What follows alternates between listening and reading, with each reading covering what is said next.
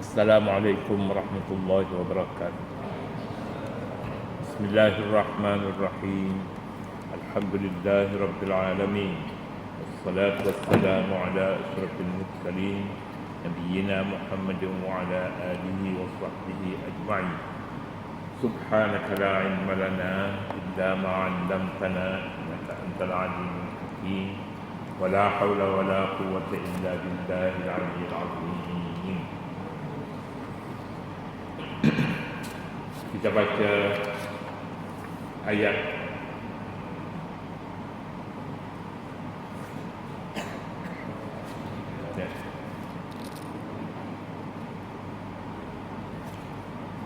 ayat 1 aja.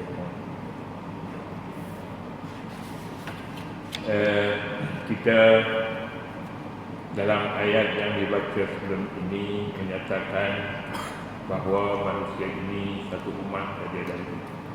Kana nasu ummatan wahidah. Sebelum ini manusia ini satu umat saja. Satu umat maknanya, umatnya apa makna umat? Umat ini satu fenomena yang ada pada manusia ini. Kalau yang dia tidak bersalah, tak berbeza. Misal ummah datangnya daripada perkataan maknanya ibu. Jadi ibu ni anak-anaknya duduk di bawah merhatian ibu. Kalau dia ada ibu lah. Ibu dengan bapa mana lebih rapat. Tentunya anak-anak lebih rapat dengan ibu. Sebab ibu boleh mencurahkan kasih sayang sepenuhnya kepada anak-anak. Bapa dia perlu bekerja mencari nafkah, tidak banyak peluang bermanja dengan anak-anak. Jadi ummatan datangnya daripada perkataan ibu, perkataan ummun. Jadi bila datang daripada perkataan ummun, kana nasu ummatan wahidah, manusia adalah satu umat. Ya, satu umat. Satu umat maknanya satu ibu asalnya. Walaupun berasalnya dari juga satu bapa Adam, ibunya Hawa, isteri kepada Adam. Tapi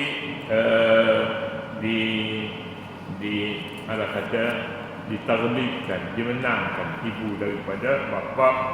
Maka Islam melihat apakah perkara yang menjadikan umat sebelum ini dia satu padu antara satu dengan lain.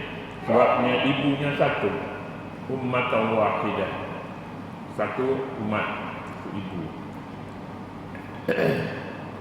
Ayat bercakap tentang manusia sebelum ini, kana nasu sebelum ini, iaitu pada waktu sebelum daripada Adam. Sejarah menyatakan sebelum Adam ni siapa yang ada di muka bumi ini? Yang ada di muka bumi ini jin. Bila Allah Subhanahu wa taala menganugerahkan kepada bangsa Adam ini, bangsa manusia ini suka bersatu dan tidak banyak berkelahi. Walaupun banyak berkelahi, tapi kira-kiranya dengan zaman jin sebelum Adam dulu, ada jin lebih banyak berkelahi antara satu dengan lain. Jadi Tuhan tukar penduduk rasmi, warga negara bumi yang rasmi, bukannya jin tapi Adam alaihissalatu wassalam. Allah tukarkan begitu. Kemudian dalam proses penukaran ini jin dapat tahu jin ni sebenarnya bila disebut jin ni benda-benda yang tak nampak. Benda yang tak nampak tu semuanya jin. Baik yang Islam maupun yang beragama dan yang tidak beragama, jin semuanya. Jin ini daripada jin juga junun. Doa akhir-akhir ini, wal juzami wal jununi wa min sayyi'il asqam. Junun maknanya gila. Gila ni pun tak nampak juga. Nampaknya dia aktif sikit misalnya. Itu bukan gila. Gila ni satu perkara lain. Gila ni dulu Dulu jin dia kata orang dia lah gila-gila ni. Sebab itulah jin tu jin, kemudian junun itu pun junun ini orang yang sengit pemikirannya. Jadi pada waktu manusia sebelum daripada Adam ni ummatan wahidah, satu umat saja. Satu umat, maknanya satu bangsa. Sekarang ni dah diterjemah umat ni bangsa. Satu bangsa saja, iaitu bangsa yang suka kepada ibu. Kepada ibu. Ibu pun suka kepada anak. Tapi bila dah panjang-panjang cerita ni, ibu pun tak suka kepada anak ni. Dan macam-macam jadi hasil daripada lama dah manusia ni berada di atas muka bumi ini. Karena ummatan wahidah, manusia adalah satu umat.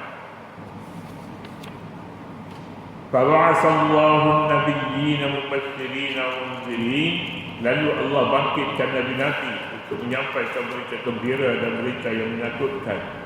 Wa anzala ma'ahumul kitaba bil haqqi liyahkuma bainan nasi fima ikhtalafu fihi. Allah turunkan kitab yang membawa kebenaran. Kitab ini, kitab dalam sejarahnya dan Quran juga menyatakan bukan semua nabi-nabi itu diberi kepada mereka kitab, tapi ada setengahnya diberi kitab, yang setengah lagi diberi kepada mereka sahifah, kitab kecil. Kitab kecil, sahifah. Sahifah ini terjemahan harian sekarang ni. Sahifah maknanya lambaran, helai.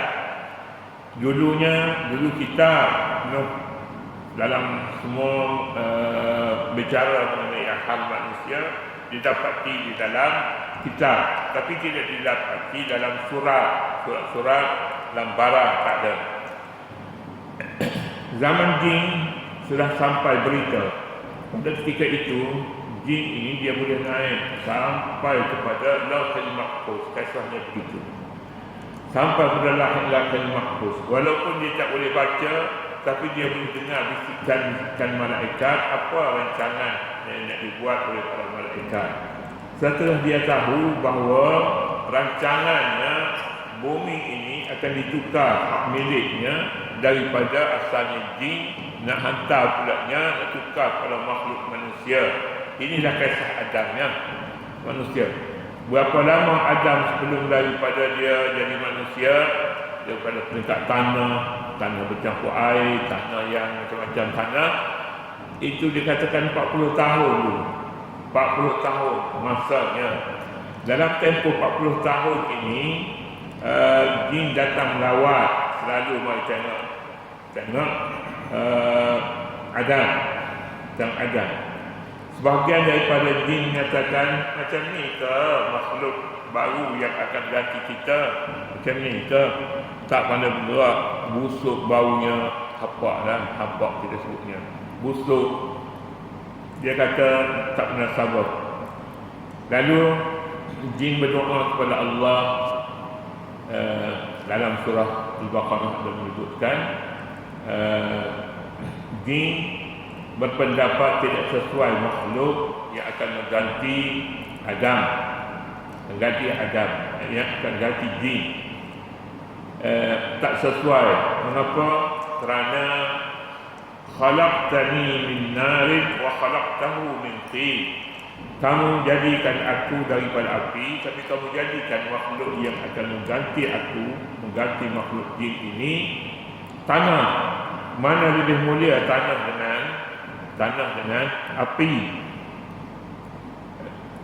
Pengulas hadis menyatakan api ini dia menjulang-julang tinggi, tapi tanah ni dia duduk di bawah tapak kaki lah bila pun. Jadi mana lebih mulia tapak kaki dengan api yang menjulang ke udara?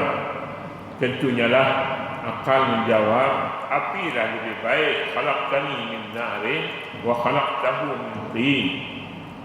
Kamu jadikan dia daripada tanah. Adam disebutkan khalifah. Wa qala rabbuka lil malaikati inni ja'ilun fil ardi khalifah. Bagi menjawabnya, Tuhan kata wahai jin, aku nak jadikan bumi ini khalifah. Khalifah maknanya pengganti. Kalau pengganti itu kerajaan, raja-raja, khalifah lah, khalifah. Tapi sekarang ni pun yang raja pun raja, tak raja pun jadi raja juga. Jadi khalifah lah semuanya. Jin merasakan undang-undangnya, orang yang dilantik oleh Allah menjadi khalifah, dialah yang bisa menjadi penghubung utama di antara Allah Subhanahu wa taala dengan makhluk yang menjadi pemerintah di bumi. Jadi kalau Adam naik menjadi khalifah yang penghubung antara kerajaan bumi dengan Allah Subhanahu wa taala, maknanya itulah dia siapa yang jadi pemerintah. Kalaulah Adam yang dijadikan daripada tanah itu menjadi pemerintah, dia akan menjadi penghubung antara manusia dan kerajaan langit, antara kerajaan langit dengan kerajaan bumi, kalau boleh kita sebut macam itulah. Kemudian kalangan makhluk jin ini dia sentiasa berkelahi antara satu dengan lain. Seperti jin dengan syaitan itu sebenarnya apa beza antara jin dengan syaitan? Jin ini makhluk yang tak kelihatan. Manusia kalah dari sudut ini, manusia tak nampak. Jin nampak manusia. Innahu yarakum huwa wa qabiluhu min haitsu la tarawnahu. Kamu manusia dapat melihat, tak dapat lihat, tapi mereka, siapa merekanya? Mereka jin itu dapat melihat kamu. Itu sebabnya nama dia jin. Padahalnya daripada makhluk jin ini berbagai-bagai bangsa, dan setiap satu bangsa itu berkelahi di antara satu dengan lain, berbagai-bagai.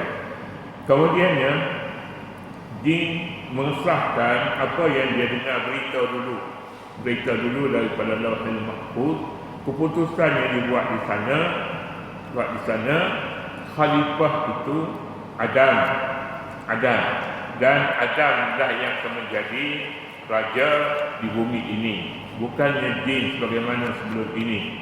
Jadi jin kedatangan Adam ini seolah-olahnya ingin merampas kuasa lah. Allah lantik makhluk jin, makhluk Adam ni untuk menjadi khalifah. Tentunya lah tak senang hati di kalangan jin. Ini tak senang. Sebab sebelum ini kuasa berada pada jin, tapi bila Adam datang akan bertukar kuasa itu kepada mereka, kepada Adam. Jadi inilah yang dimaksudkan di dalam ayat yang kita baca ini, kana nasu ummatan wahidah. Dahulu manusia ini satu umat, yakni selepas daripada bangkit Adam pun, maka makhluk manusia ini masih lagi bersatu padu antara satu dengan lain. Khilaf yang pertama sekali, perbalahan yang pertama dalam muka bumi ini antara anak Adam ni ada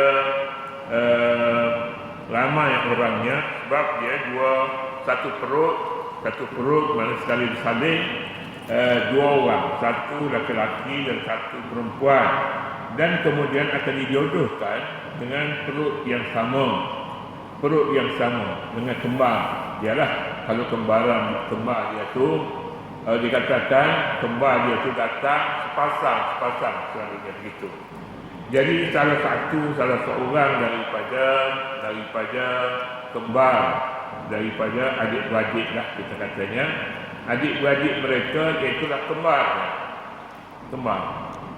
Itulah adik-beradik, dan itulah juga yang menjadi pasangan hidupnya. Akan dijodohkan mereka dengan kembar. Salah seorang lagi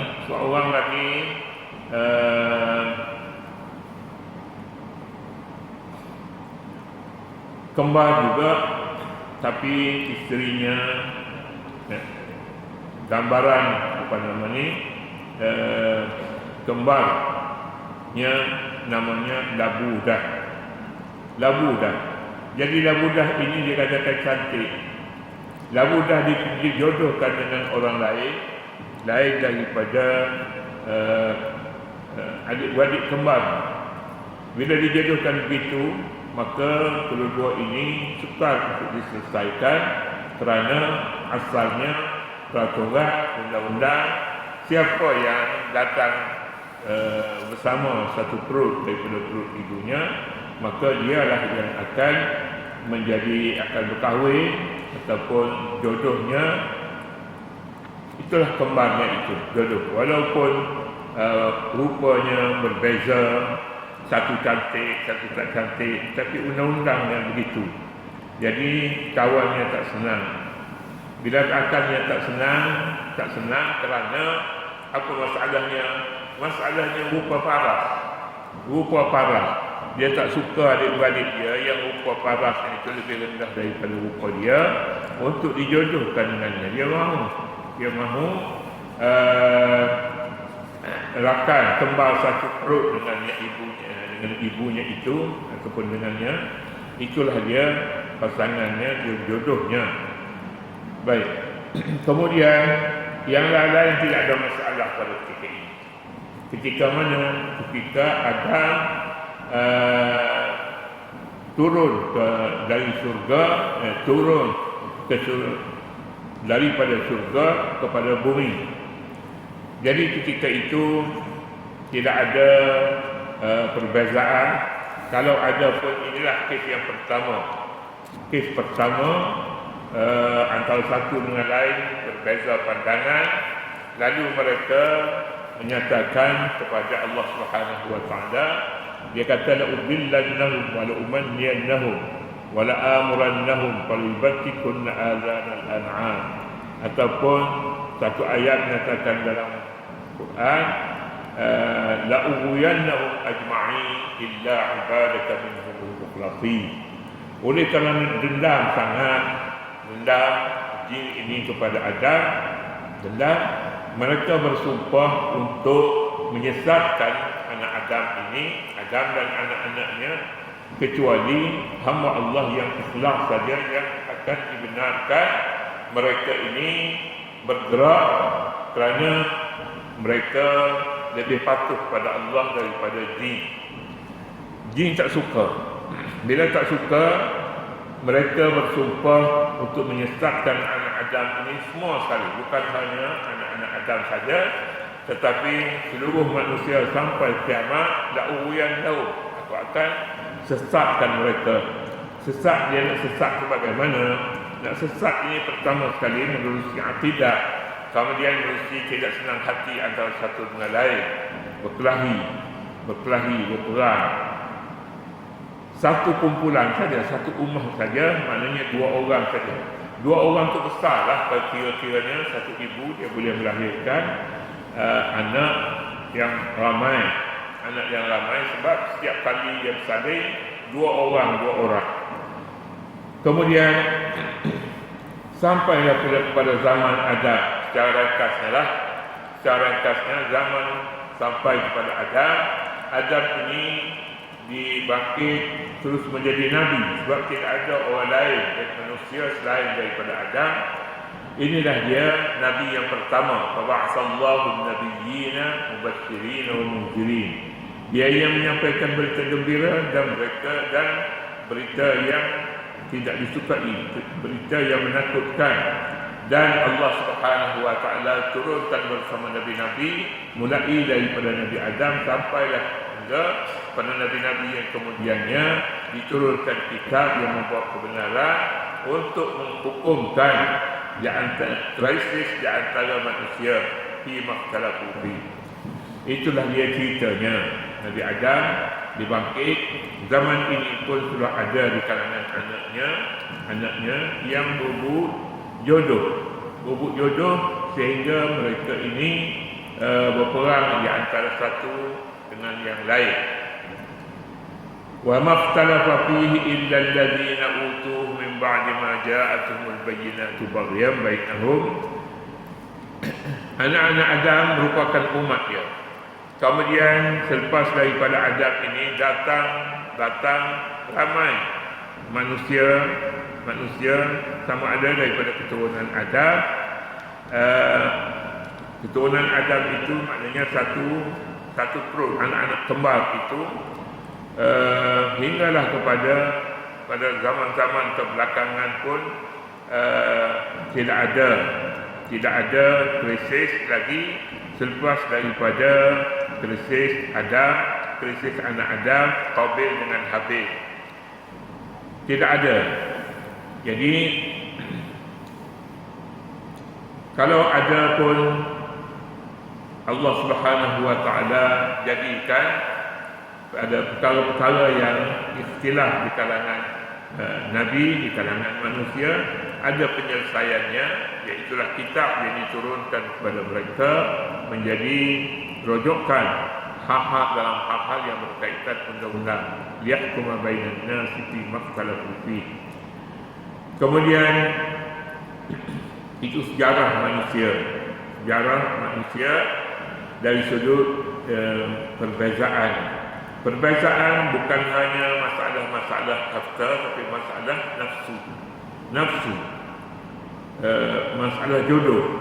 Jadi itu yang menyebabkan manusia boleh berkelahi antara satu dengan lain.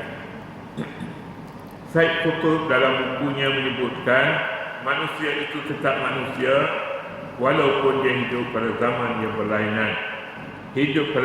berlainan. Sampailah katanya kita katakan sekarang pun manusia kalau dia berkelahi ini, hak jodoh ini pun satu juga, berebut tunang. Orang katanya berebut tunang. Siapa hendak kahwin pun boleh jadi bercerai jika tidak ada pegangan yang baik, sebab mereka mengutamakan nafsu. Bila tidak ada nafsu, bagaimana nak kahwin antara satu dengan lain, kata mereka lah. Nabi-Nabi dibangkit, berapa bilangan Nabi ini? Nabi ni bilangan mereka 1,000 juta 240,000 200. Dalam kitab-kitab Jawi, berapa bilangan Nabi-Nabi ini? Bilangan Nabi-Nabi ini disebutnya satu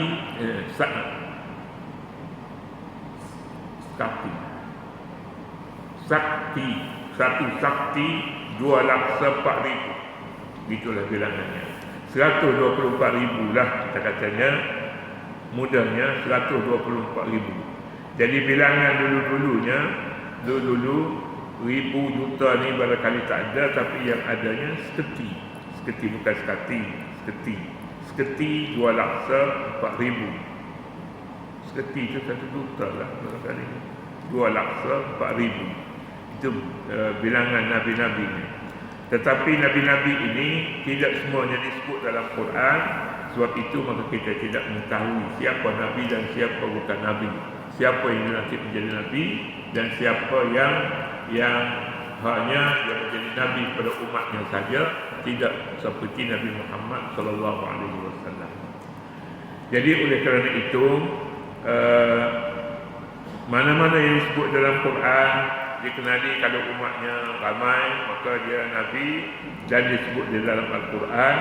Mana-mana yang Nabi yang tidak ramai umatnya, maka antara mereka dikatakan Nabi. Kalangan ahli falsafah pun ada Nabi, tapi sekarang ni nama-namanya ada dalam kitab masing-masing. Ada nama-nama Nabi yang tak disebut dalam Quran, tapi disebutnya dalam kitab Nabi-Nabi yang diutus kepada mereka. Seperti siapa? Seperti ahli-ahli falsafah, ahli falsafah sebelum Islam, ahli falsafah. Jadi itu pun dikatakan Nabi. Seperti apa dia, pemimpin di kalangan orang Cina pun, agama-agama purba dikatakan itu pun Nabi, walaupun tidak disebut dalam Al-Quran. Kemudian berapa orang Nabi? Nabi 313 orang dan 18 orang lagi Rasul sahaja. Nabi tidak Rasul. Ada Rasul dan Nabi. Rasul dan Nabi 18 orang yang disebut dalam Al-Quran Al-Karim. Jadi yang lain-lain lagi tidak boleh dimasukkan sebab kita tidak tahu sejarah awal mereka. sama ada pelantikan itu daripada Allah ataupun bagaimana pelantikan mereka.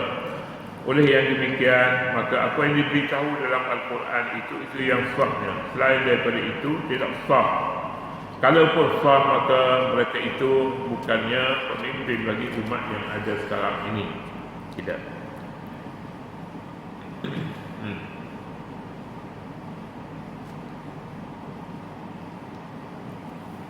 Pada perenggan yang akhir sekali, pada muka surat 351, pergaduhan yang pertama berlaku di muka bumi ini adalah berpunca daripada hawa nafsu yang ingin mendapatkan hak yang lebih istimewa. Kisah pergaduhan yang kita baca ini. Kisah pergaduhan di antara Qabil dan Habil menjelaskan hakikatnya sebagaimana di dalam firman Allah, وَاتْلُ عَلَيْهِمْ نَبَأَ ابْنَيْ آدَمَ بِالْحَقِّ إِذْ قَرَّبَا قُرْبَانًا فَتُقُبِّلَ مِنْ أَحَدِهِمَا وَلَمْ يُتَقَبَّلْ مِنَ الْآخَرِ. Ini ada di dalam surah Al-Ma'idah, dan insya-Allah kita akan sampai pada surah Al-Ma'idah bicara tentang perkahwinan dengan tidak yang melarang, yang melanggar undang-undang pada zamannya. Itulah dia anak-anak Adam, namanya Qabil dan Habil. Kemudian untuk kali ini setakat itulah dulu, dan kesimpulan yang kita boleh ambil padanya iaitulah peranan ibu bapa dalam menjodohkan anak ini perlu diambil kira daripada beberapa aspek, antaranya aspek nafsu, aspek persamaan antara seorang lelaki dengan jodohnya. Persamaan itu perlu diambil kira. Namanya kalau dalam Islam ini kufu, sehingga setengah mazhab menyatakan tak sah kalau dikahwin dijodohkan dengan bukan kufu. Kufu ni maknanya standing, ada persamaan. Kalau tak ada persamaan itu, dia tidak akan sempurna. Yang tidak sempurna, perkahwinan itu akan terbatal. Seperti mazhab Imam Abu Hanifah rahmatullahi alaih, salah saya lah. Imam Syafi'i menyatakan kufu adalah menjadi satu syarat yang perlu diambil kira dalam setiap perkahwinan.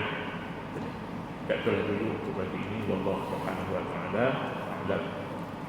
A'udzubillahi minasyaitonir rajim. Bismillahirrahmanirrahim. Rabbana ighfir lana dhunubana wa liwalidina wa liwalidayna wa li jami'il muslimina wal muslimat. Sallallahu ala nabiyyil ummi wa ala alihi wa sahbihi wa sallam. Alhamdulillahi rabbil alamin.